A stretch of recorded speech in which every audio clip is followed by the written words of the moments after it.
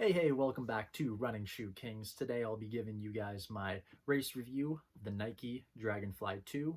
The Dragonfly has been the go-to distance spike since it came out in 2018. So the question is, does the Dragonfly 2 live up to the game-changing standards of its predecessor, or has Nike ruined a good thing? First up, as a disclosure, I purchased this shoe with my own money. So the following are my opinions and anything that I've heard doing research on the shoe. So let's get into things. All right, so starting off with the specs, the Dragonfly 2 has 20 millimeters of stack in the heel and about 20 millimeters of stack in the forefoot. So technically it is zero drop, but as you can kind of see there with that plate involved, it's not really gonna feel like a zero drop type of shoe rolling off on the toe.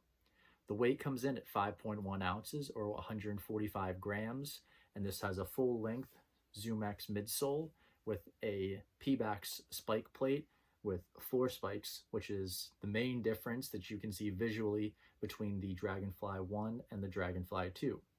And this shoe cost $160.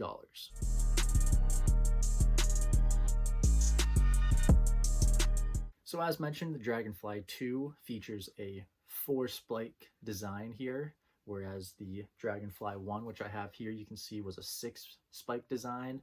Although there might be worries that there's going to be some traction issues with this Dragonfly 2, I found none of that to be true, and if anything, having only 4 spikes in the bottom allowed for a much easier toe off through my forefoot to toe off transition. Moving up to the midsole, we have a full ZoomX midsole here, which is Nike's premier compound, combined with a full-length PIBA plate, which extends down into as the spike plate, as you can see here. Arguably, this plate is more aggressive than the first version. However, that's just kind of how I feel with it, which could be that this is a fresher spike compared to the original that I have. The midsole has been reduced to 20 millimeters of stack height, whereas the original had 25 millimeters, but this is to complete the World Athletics standards, so it's able to be legally raced on the professional scene.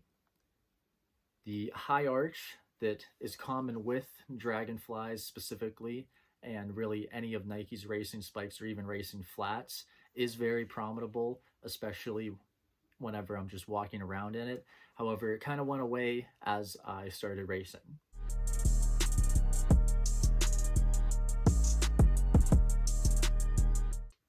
Moving on to the upper now, the Dragonfly 2 doesn't sway far from the first iteration. An engineered mesh provides a solid lockdown, which is even more important whenever you're talking about a very aggressive racing spike.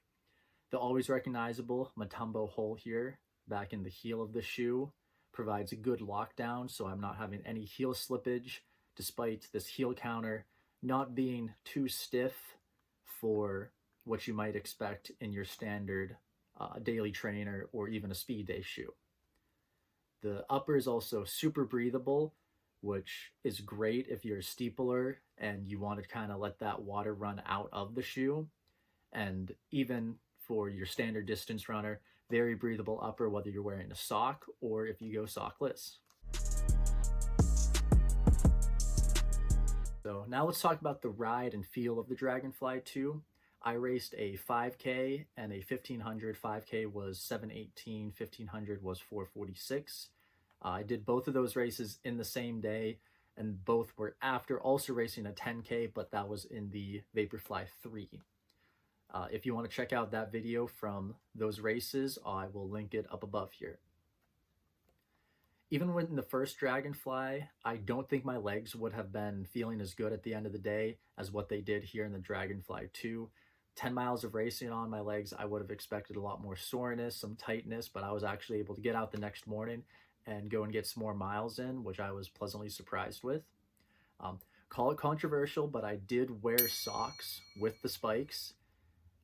It was on the colder side that day, but regardless, I'm typically a kind of person that's going to wear socks with the spikes, and maybe without the socks, that wearing issue that I had in the collar of the shoe might have been less prevalent.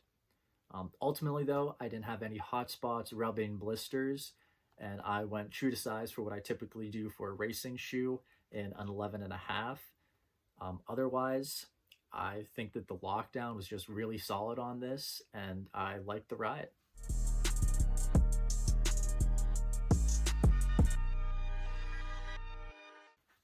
Now, going on to the best part about the shoe and the worst part about the shoe. So, in my opinion, the best part of the shoe is the leg saving benefits.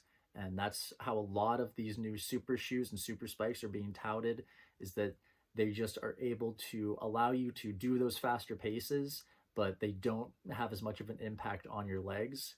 So, whether you want to use this for racing or even if you want to throw it on for some workouts, the Dragonfly 2 is going to allow your legs to feel more refreshed the day after. It's not going to have your legs take as much of a beating in some other spikes might.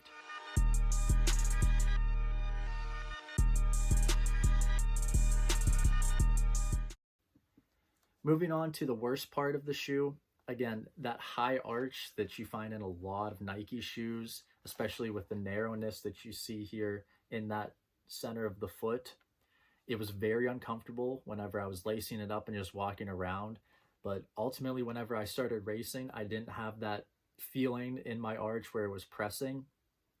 However, I kind of have higher arches to start with, so that might be an issue for other people. But once I was racing, I really didn't notice it.